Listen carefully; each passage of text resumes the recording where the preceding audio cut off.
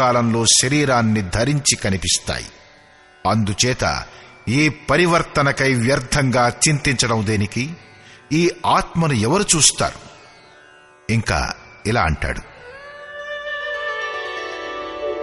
ఆశ్చర్యవత్ పశ్యతి కశ్చిదేనం ఆశ్చర్యవద్వదతి తథైవ చాన్యః ఆశ్చర్యవచ్చైనమన్యః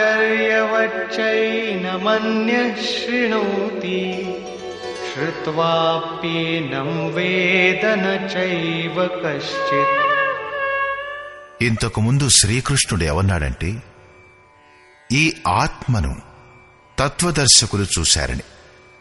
ఇప్పుడు తత్వదర్శనం దుర్లభమని స్పష్టం చేస్తూ ఇలా అంటాడు, ఎవరో దుర్లభుడైన మహాపురుషుడు మాత్రమే ఈ ఆత్మను చూస్తాడు.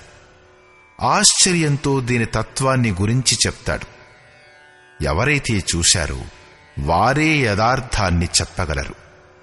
ఇంకో దుర్లభుడైన సాధకుడు దీనిని ఆశ్చర్యంగా వింటాడు. అందరూ వినలేరు కూడా, ఎందుకంటే అది యోగ్యుడికే వినబడుతుంది. హే అర్జున, కొంతమంది విని కూడా ఈ ఆత్మను తెలుసుకోలేరు, ఎందుకంటే సాధన పూర్తి చెయ్యలేరు.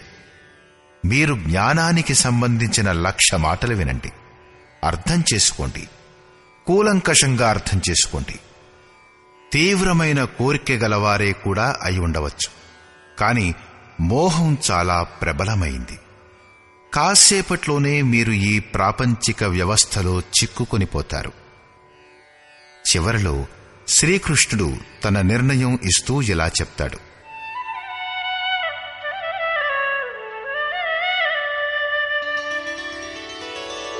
దేహీ నిత్యమవధ్యోయం దేహే సర్వస్య భారత తస్మాత్ సర్వాణి భూతాని నత్వం శోచితుమర్హసి. అర్జున, ఈ ఆత్మ అందరి శరీరంలోనూ ఎల్లప్పుడూ అవధ్యమై అఛేద్యమై ఉంటుంది. కాబట్టి సంపూర్ణ భూత ప్రాణుల కోసం నువ్వు శోకించడం తగినది కాదు. ఆత్మయే సనాతనం. ఈ సత్యాన్ని ప్రతిపాదించి దీన్ని అధికారికంగా వర్ణించిన తరువాత ప్రశ్న ఇక్కడ ముగుస్తుంది. ఇప్పుడు ఇంకో ప్రశ్న పుట్టుకొస్తుంది, దీన్ని పొందడం ఎలా? మొత్తం గీతలో దీనికి 2 మార్గాలు సూచించబడ్డాయి. మొదటిది నిష్కామ కర్మయోగం, రెండవది జ్ఞానయోగం. 2 మార్గాల్లోనూ చేయవలసింది కర్మ ఒక్కటే.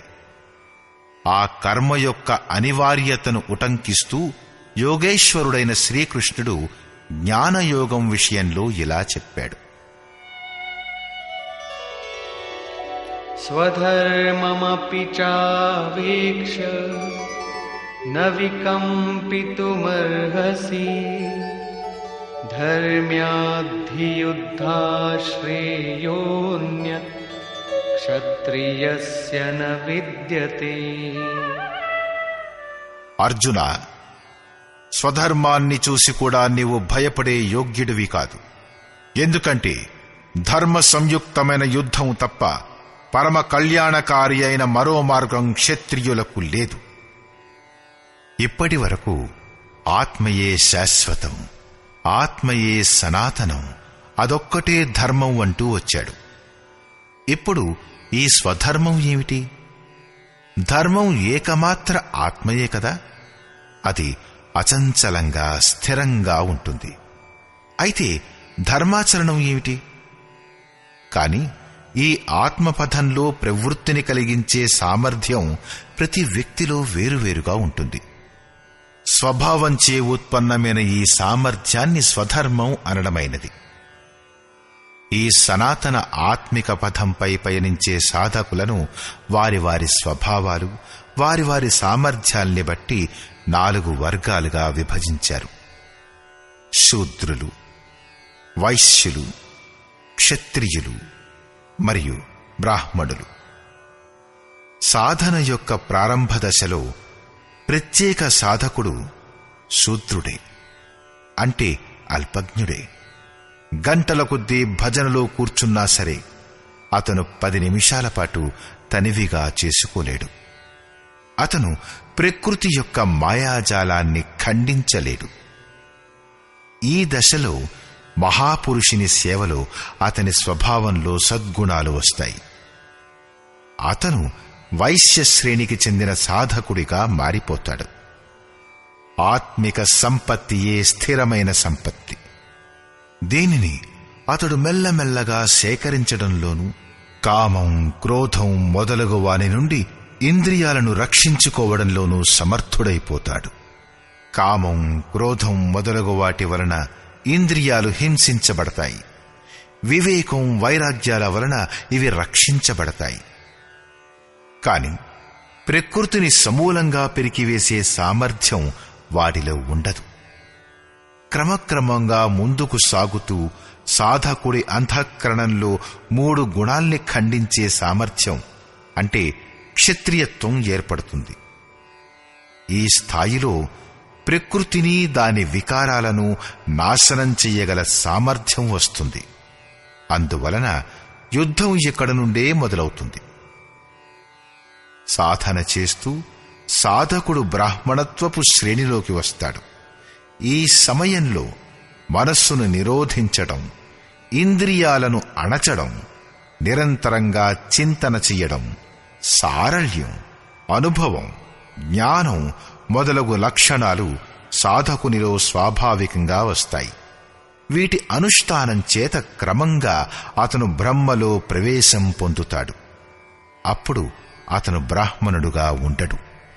విదేహ్యుడైన జనక మహారాజు సభలో యాజ్ఞవల్క్య, మహర్షి చాక్రాయనుడు, ఉషస్థుడు, కహోలుడు, ఆరుణి, ఉద్దాలకుడు, గార్గి మొదలగు వారి ప్రశ్నలకు సమాధానమిస్తూ ఏం చెప్పాడంటే, ఆత్మసాక్షాత్కారాన్ని సంపూర్ణంగా పొందిన వారే బ్రాహ్మణులవుతారు. ఈ ఆత్మే లోక పరలోకాలను, సమస్త ప్రాణులను లోపలి నుండి నియంత్రిస్తుంది. సూర్యుడు, చంద్రుడు, పృథ్వీ, జలం, వాయువు, అగ్ని, తారాగణం, అంతరిక్షం, ఆకాశమేగాక ప్రతి క్షణం కూడా ఈ ఆత్మకు లోబడే ఉన్నాయి. అంతర్యామి అయిన ఈ నీ ఆత్మ అమృతం, అంటే చావులేనిది. ఆత్మ ఒక్కటే అక్షరం. దీనికి విరుద్ధంగా ఉన్నవన్నీ నశ్వరాలే. ఈ లోకంలో ఈ అక్షరాన్ని తెలుసుకోకుండా ఆహుతులిచ్చేవారి, తపస్సు చేసేవారి, 1000 కొద్దీ సంవత్సరాలు యజ్ఞం చేసేవారి అన్ని కర్మలు నాశనమయ్యేవే. ఎవడైతే ఈ అక్షరాన్ని తెలుసుకోకుండా మరణిస్తాడో అతడు దయనీయుడు, కృపణుడు. మరి ఎవడైతే ఈ అక్షరాన్ని తెలుసుకుని ఈ లోకం నుంచి మరణించిపోతాడో అతనే బ్రాహ్మణుడు అంటోంది బృహదారణ్యకోపనిషత్తు. అర్జునుడు క్షత్రియ శ్రేణికి చెందిన సాధకుడు. శ్రీకృష్ణుడు ఎలా అంటాడు, క్షత్రియ శ్రేణికి చెందిన సాధకుడికి యుద్ధం మినహా కళ్యాణకారకమైన మరియొక మార్గం లేదు. ఇప్పుడు ప్రశ్న, క్షత్రియుడెవరు అని. సాధారణంగా లోకులు ఈ ఆశయాన్ని సమాజంలో